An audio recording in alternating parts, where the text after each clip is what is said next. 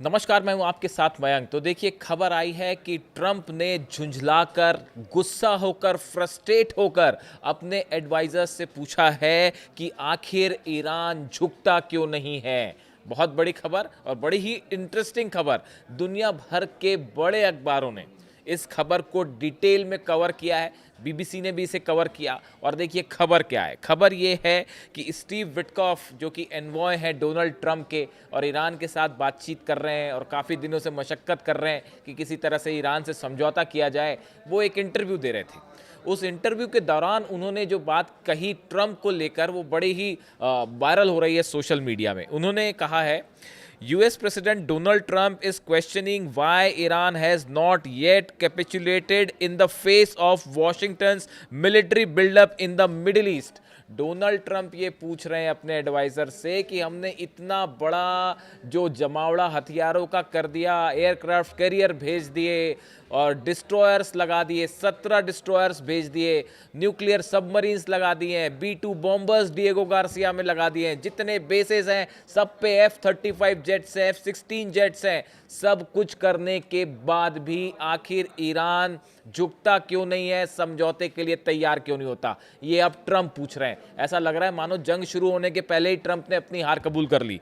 देखिए जो एग्जैक्टली उन्होंने कहा है स्टीव विटकॉफ ने, वो कह रहे हैं, स्टीव विटकॉफ कह रहे हैं इंटरव्यू के दौरान, I don't want to use the word frustrated. उन्होंने कहा मैं फ्रस्ट्रेट शब्द का इस्तेमाल तो नहीं करना चाहता क्योंकि डोनाल्ड ट्रंप के पास कई सारे ऑप्शन है। I don't want to use the word frustrated because Trump he, मतलब बिकॉज ही यानी कि ट्रंप को कह रहे हैं, because he understands he has got plenty of alternatives. मैं फ्रस्ट्रेट शब्द का तो इस्तेमाल नहीं करना चाहता क्योंकि ट्रंप के पास कई ऑप्शन है, but he is curious as to why they haven't.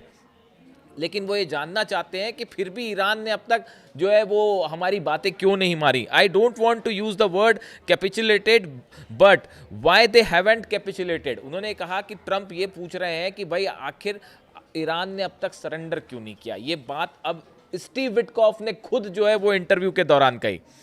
उसके आगे डोनाल्ड ट्रंप को लेकर उन्होंने क्या कहा वो भी सुनिए। Why under this sort of pressure with the amount of sea power, navy power that we have over them, why haven't they come to us and said we profess and we don't want a weapon. Trump ये कह रहे हैं कि हमने अपनी पूरी navy लगा दी, हमने पूरी अपनी सेना लगा दी, लेकिन उसके बाद भी ईरान अब तक हमारे पास ये कहते नहीं आया कि हम समझौते को तैयार हैं। इस बात से ट्रंप हैरान है और वो फ्रस्ट्रेटेड हैं। अपने जो एडवाइजर्स हैं उनसे पूछ रहे हैं कि क्यों नहीं सरेंडर करता ईरान। देखिए जो एक्सपर्ट्स हैं उनकी ये राय है, और उनकी ये राय नहीं है, ये जो ईरान को समझता है, ईरान को जानता है, जो अली खामेनेई साहब के बारे में उनका इतिहास जानता है। 7 प्रेसिडेंट हो चुके हैं यूनाइटेड स्टेट्स के जब से अली खामेनेई साहब सत्ता में है। 1981 का वो इंटरव्यू है जिसका मैं बार बार जिक्र करता हूँ। उनसे पूछा गया था कि आपका नंबर 1 दुश्मन कौन है, उन्होंने जवाब दिया था अमेरिका, और आज भी वो स्थिति है। अब 1981 से आप हिसाब लगा लीजिए कितने प्रेसिडेंट, 7 प्रेसिडेंट हो गए। 7 प्रेसिडेंट जिस सुप्रीम लीडर को नहीं झुका पाए, वो अब ट्रंप के सामने कैसे झुकेंगे, आप खुद बताइए। अमेरिका की फॉरेन पॉलिसी एक एग्जाम्पल है इस बात का कि फॉरेन पॉलिसी कैसे ना की जाए, how not to do a foreign policy. कई एक्सपर्ट्स इस तरह की बात कह रहे हैं कि अमेरिका ने ईरान को लेकर जो स्टैंड ले रखा है और जिस तरह से निगोशिएट कर रहे हैं, ये परफेक्ट एग्जांपल है इस बात का how not to do a foreign policy, कैसे डिप्लोमेसी ना की जाए, बुरी डिप्लोमेसी का बेहतरीन एग्जांपल है। देखिए 7 राष्ट्रपति जो हैं वो कुछ नहीं कर पाए ईरान का, जो करना चाहते थे, समझौता भी नहीं किया, ना जंग में हरा पाए। इतने सारे हमले हुए ईरान पर, आप देख लीजिए इतिहास उठा के, इतना स्ट्रगल हुआ, दबाव हुआ, लेकिन तब ईरान नहीं झुका, तब अली खामेनेई साहब नहीं झुके, एयरक्राफ्ट कैरियर्स आ गए, सब कुछ आ गया। वो अब ट्रंप के सामने क्यों झुकेंगे। और जो लास्ट स्पीच थी अली खामेनेई साहब की, उस स्पीच पे उन्होंने करारा जवाब दिया था डोनाल्ड ट्रंप को, और बल्कि पहली बार वो कभी हथियारों पे बात नहीं करते, लेकिन आपने जैसे देखा, मैंने वीडियो बनाया था, उन्होंने कहा कि एयरक्राफ्ट कैरियर आपका भला होगा बहुत शक्तिशाली, लेकिन उस एयरक्राफ्ट कैरियर को समुद्र के तल में डुबोने का भी जो है वो शक्ति हिम्मत है हमारे पास। तो देखिए कहने का मतलब ये है, उन्होंने साफ कहा अपनी लास्ट स्पीच में भी कि अगर हम झुकेंगे तो सिर्फ अल्लाह के सामने झुकेंगे, खुदा के सामने झुकेंगे, और किसी के आगे हम नहीं झुकेंगे, चाहे वो कितना ही बड़ा पावरफुल इंसान क्यों ना हो और कितनी ही बड़ी शक्तिशाली किसी की सेना क्यों ना हो। और ऐसा अक्सर कहा जाता है कि जो अली खामनेई साहब के बारे में मैंने पहले वीडियो भी बनाया था कि इमाम हुसैन से जिन्होंने सीखा हो और करबला से जिन्होंने सीखा हो, वो अमेरिका और ट्रंप के सामने झुकना जो है वो एक सपना है और हमेशा सपना ही रहेगा। अब सवाल ये है कि ऐसे हालात में एक बार फिर पिछले 24 घंटे में जो डेवलपमेंट है उसके हिसाब से ये कहा जा रहा है कि शायद अब जंग हो के रहेगी। ये बात तय हो चुकी है, ये फैसला हो चुका है। लेकिन इसी बीच एक और कोशिश ईरान की तरफ से और अमेरिका की तरफ से जो डिप्लोमेटिक रास्ते के ज़रिए किसी समझौते तक पहुंचने की कोशिश है।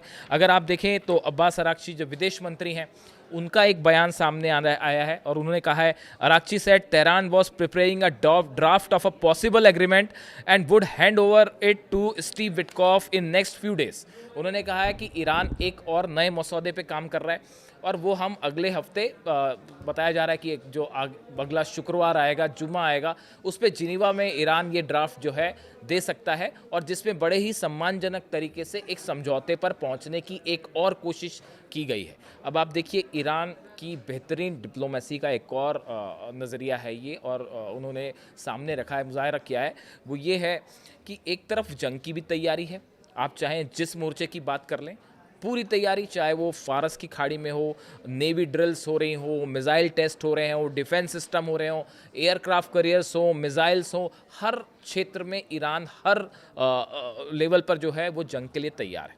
दूसरी तरफ एक अच्छी डिप्लोमेसी का एग्जाम्पल देते हुए एक बार फिर ईरान की तरफ से एक नया ड्राफ्ट तैयार किया गया और जिसमें कहा गया, देखिए हम अपनी मिसाइल्स पे बात नहीं करेंगे, आपको न्यूक्लियर कंसर्न है, हम न्यूक्लियर मुद्दे पे बात करेंगे, वो भी हम ये नहीं कह रहे कि हम अपना अधिकार छोड़ देंगे, लेकिन एक सम्मानजनक तरीके से हम एक ड्राफ्ट सामने रखना चाहते हैं। अगर आप इस पर सहमत हैं तो हम आपसे पॉजिटिवली बात कर सकते हैं। यानी देखिए, दोनों चीज़ें साथ साथ चल रही हैं। ईरान ने एक तरफ जंग की भी तैयारी कर रखी है, अगर आप जंग करेंगे तो जंग का जवाब जंग होगा, टिट फॉर टैट होगा, लेकिन एक रिस्पॉन्सिबल, बतौर रिस्पॉन्सिबल मुल्क के तहत जो है हम जंग नहीं चाहते, हमने एक ड्राफ्ट भी सामने रखा है। अब सवाल ये है कि क्या ये मंजूर होगा अमेरिका को, क्या स्टीव विटकॉफ को? देखिए, जितने एडवाइज़र्स हैं डोनाल्ड ट्रंप के, सब हैरान हैं। जो कुछ हो सकता था वो सब कर लिया गया।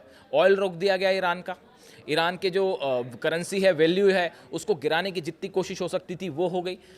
टैरिफ लगा दिए गए हर उस देश के ऊपर जो कि ईरान के साथ ट्रेड कर रहा है। इतने बड़े बड़े स्टेप उठा लिए गए, उसके बाद ना आर्थिक मोर्चे पर ईरान डगमगाया।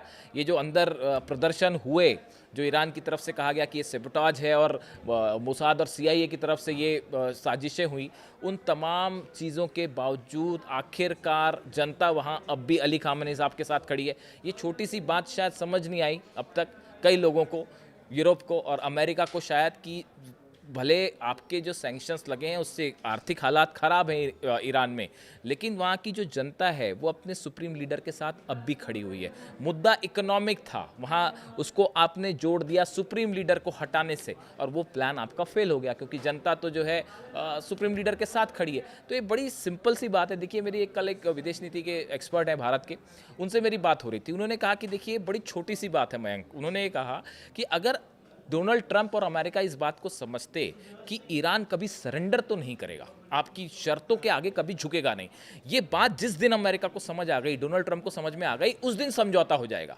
एक सम्मानजनक तरीके से समझौता हो जाएगा। आपने 12 दिन की जंग करी ईरान के साथ, नतीजा क्या हुआ?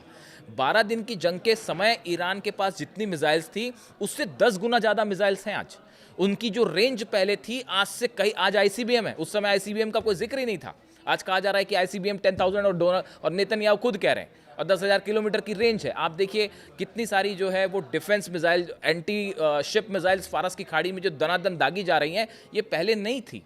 जो डिफेंस सिस्टम की बात हो रही है S-400 की, वो पहले ईरान के पास नहीं था, लेकिन आज ये सब चीज़ें पहुंच चुकी हैं। और वो जो कार्गो से धड़ाधड़ प्लेन्स पहुंच रहे हैं चाइना के, रशिया के, वो क्या लेके आ रहे हैं किसी को कुछ नहीं पता। तो आज ईरान उस 12 दिन की जंग के बाद कहीं मजबूत स्थिति में है। ये बात अगर डोनाल्ड ट्रंप और अमेरिका पहले समझ गए होते तो शायद इजराइल के लिए इतना बड़ा खतरा और पैदा नहीं होता। और अब तो ये हालात है कि अगर जंग हो जाती है तो पता नहीं कैसे रोकेंगे मिसाइल्स ईरान की।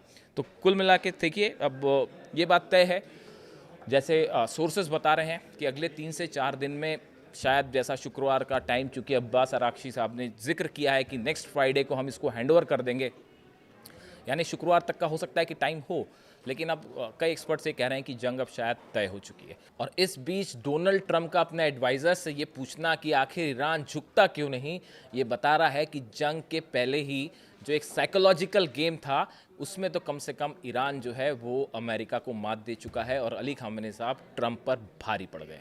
इससे जुड़ा जो भी अपडेट होगा मैं आप तक पहुंचाऊंगा। कमेंट करके बताइए वीडियो कैसा लगा। Thank you so much.